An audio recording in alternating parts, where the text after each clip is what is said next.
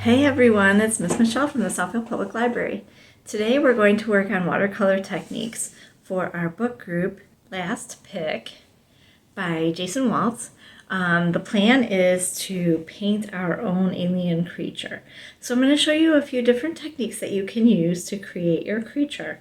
I'm going to show you how to paint wet on dry. So the dry is the paper and the wet is the paint. And here you can see in between each color I let the paint dry so that they wouldn't bleed into each other. So I'm going to show you how to do that. This is a technique called wet on wet, in which I wet the paper with paint or with water, and I dropped it in different colors of paint and they blurred together. So I'm going to show you how to do that one. And this one is sort of a mix of the two. It is wet on the inside. The outside is dry paper with the watercolor around it, and then inside I went through shades of green, and I did that by blending the colors, and I let a little bit of it dry, then I blended in with some color underneath it and let them touch each other and mix, and continued on with all the different colors there. I mixed it on my watercolor palette as I went along. So that is some of what you're going to learn today. Okay, so here I am painting. I'm using this leaf reference to show you how to do this similar kind of painting where the colors will not bleed. I chose to do different colors on this because I wanted to see how the colors look together. I thought they were really pretty, and fall is always a good time to do a study of leaves. So this one's kind of geometric in pattern. So I'm going to do a similar project. And first I want to take my paintbrush. I've already moistened my paint colors with my spray bottle, here, just full of water, spray bottle. And I moistened my palette that I have all the paint colors sitting in as also. And I'm going to go ahead and pick paint up. My paintbrush was already wet, and I'm picking up the green out of my palette. And I'm going to just drop it into a space. So I'm doing what we call wet on dry. The paper itself is dry, and I'm adding color. I'm going to add more paint to my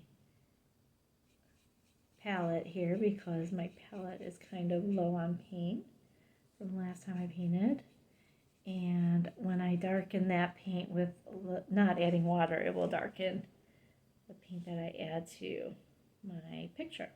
So you can see I'm adding wet into the wet, what's already there.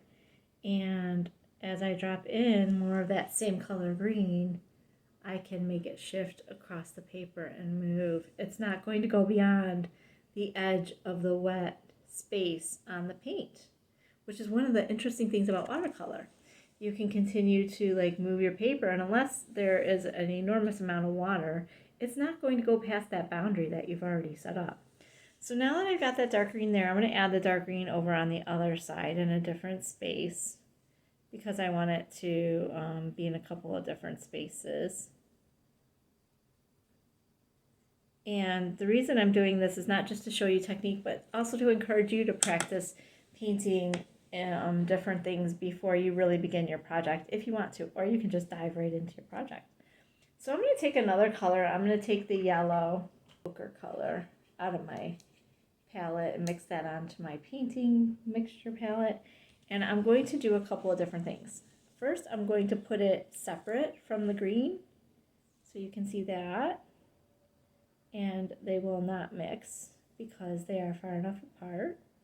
They will not mix, and actually the green is pretty dry here, so I could probably bring it really close up. I'm not going to do that. And then in this other spot, what I'm going to do is I'm going to mix the yellow into the green and see what happens. So I'm going to show you that. So you just bring it up to the edge. You can see I'm bringing it right up to the edge, and then I'm going to let it touch. And we'll see the green will bleed into the yellow, and the color will change a bit. On both sides it's changing actually. And that's how you get that blending technique. And it will continue to bloom one into the other. So I'm going to show you now how to this wet on wet technique on this paper. So I'm going to take just plain water. There's nothing on my paintbrush but water. I'm just going to pat it to make sure, yep, nothing on my paintbrush but water. And I'm going to make a circle in my leaf of just water. And then I'm going to take some of the blue and I'm going to just drop it into that water space. And we'll see what happens. It does what is called blooming. It blooms inside of the paint. And what you can do is you can shift the paint around and move it and change where it's going. This is how you get that tie-dye effect. I'm going to take a different color. I'm going to take the red that I've got here, and I'm going to drop the red in. And they will mix together. And you can see what's happening. They're blooming. That's pretty cool. And you can spend the whole day doing this. So that is 3 different techniques I showed you. I showed you how to paint wet on dry here. I showed you how to paint wet into wet and let it bloom into the other. And then I showed you how to use water here to make a circle and then drop paint in to see what happens there. Okay, and the last technique I want to show you is this one where we have a gradation of colors going through. So some of that requires a palette like this. In which you mix your colors, because if you can't mix your colors, then you can't change the gradation on your paper, because you really can't mix on the paper itself. So I'm going to get a clean palette and I'll show you how that works. Okay, so I've got my semi-clean palette here. When you use watercolor, sometimes it leaves stains on things, and this is plastic, so it's left some stains. And the reason why it leaves stains is because sometimes when you're watercolor painting, you think, oh, it's such a beautiful color, I'm going to leave it on there so I can come back to it and use it for other things, because it will dry out and you are able to reactivate it by adding more water again and to continue using those beautiful colors. But that also means when you want to clean your palette, sometimes it's stained. So what I'm going to show you today is I'm going to take a paintbrush. I have a thicker paintbrush this time, and I'm going to do something like this. So I'm going to use the colors, here I used blues and greens. I'm going to use purples and reds. So what I'm going to do is I have a round paint palette. I'm going to take my purple paint and grab a lot of it and put it into one of those circles. I've got my purple in, and it looks like that. It's purple. Now I'm going to grab my pinky red, the red that has more of a blue tone, actually, out of my palette here, and I'm going to put that in the opposite circle. Now if you don't have a palette like I've got, you can use a paper plate. It works just fine. You just want to have a space where you have an area for the paint to spread. So that's what I'm using this. So remember, the more water you add, sometimes the more pigment you'll need to go back and add to make sure it's as deep as you'd like it to be. Okay, so now I've got a pink and a purple. My next task is going to be to add the pink into the next circle. The reason I'm going to do that is because I'm going to make this pink a little bit lighter. I'm going to add more water to make it a teeny bit lighter. And I'm going to do that one more time into this final circle. I'm going to add a little bit more water to it until it's really pale. Okay, so now I'm going to do the same thing with the purples. Rinse out my brush and dry it off. And I'm going to take some purple from the pot where we already have purple. And I'm going to pop it into the next space and add a little bit of water to it so that it's watery. So now I have 2 purples and 3 pinks. The next thing I'm going to do is I'm going to mix the purple and the pink. So I've got this last little circle between the two. I'm going to put my purple in that I've already got on the brush, put the purple in, put my paintbrush in the water to clear it. And I'm going to grab a little bit of pink out of that very last pink. A little bit of pink and pop it in the purple. And it's going to change the color of that purple into a mix of the purple and the pink. So now you can see in my palette, I've got 1, 2, 3, 4, 5, 6 colors of purples and pinks. So I've got a gradation. It's like a rainbow going through from purple to pink. So I'm going to clean my paintbrush, and I'm going to start on one end of the leaf with that darkest pink, that simplest pink. So I've got a clean paintbrush, I'm picking up the pink, and I'm just going to put it in here. Now the idea of this is just to learn how to do gradations. You can do it with any shape or design that you want. You don't have to do it with a leaf.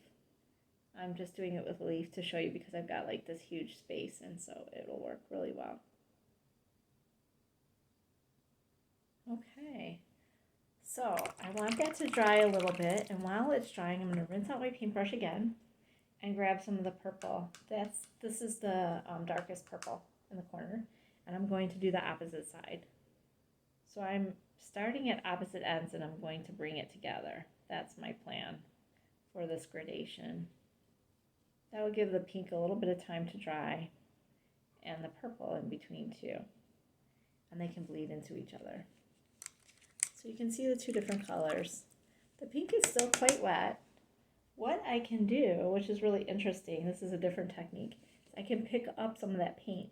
So I've dried off my paintbrush over here. I cleared it, cleaned it, dried it off, and I can pick up some of that paint by just putting my paintbrush on it, and it lifts some of that paint off, and I can brush it off.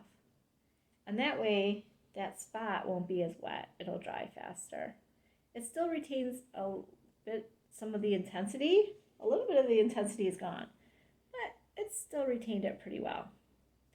So it's a little bit less pink than it was, and a little bit drier. So you can see I've got the purple and I've got the pink. So next I'm going to go into that second pink color, and I'm going to paint out, beginning farther away from the pink and coming to it. And this should be a lighter color pink than the one that we started with. At least that was what I had planned. And I do see I have a big glob here, so I want to spread it around. So hopefully it will do a little bit of gradation. Sometimes you can't really see it quite so well until it dries.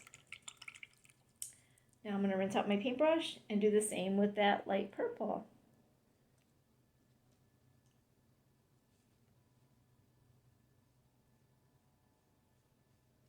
On the other side. And you can see it's a little bit lighter than the purple that was already there.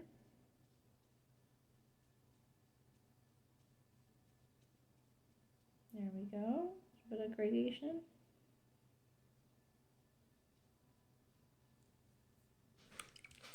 And you can make these changes as extreme as you like. So now I'm going to go into that third pink, which is right here. It's the very lightest of the pinks. I'm picking up a little bit of it, and I'm going to drop it in and pull it across the page. And you can see it's a little bit lighter than the last one. It's much more moist, and it is blending into the last bit. You can see it's slowly getting to be less. So my shape is uneven here, and that wasn't planned. I had hoped that I would bring it closer together, but the last one I'm going to do is that very light mixture of the pink and the purple. And I'm going to pick it up with my paintbrush, and I'm going to put it in the middle. It's very light. I might have to add a little bit more water to actually pick it up. And it's going to pick up, oh, it's picking up some of the pink. I didn't really want it to run that way, but that's okay. Sometimes mistakes are okay. You just run with it. It's a happy accident, as my daughter Becky just said. Isn't that trademarked? I don't know. Did Bob Ross trademark having accidents?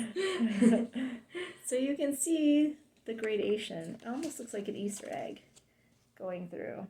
And since it's still wet, when I pick it up, I can move the paint across by shifting it as I hold it. And you see that the paint shifts a little bit, which again is another happy accident. So that is how I got the gradation here and here, with very different intensities of the color, with more water as we get lighter, and then we mix them together. And also they blend on the paper.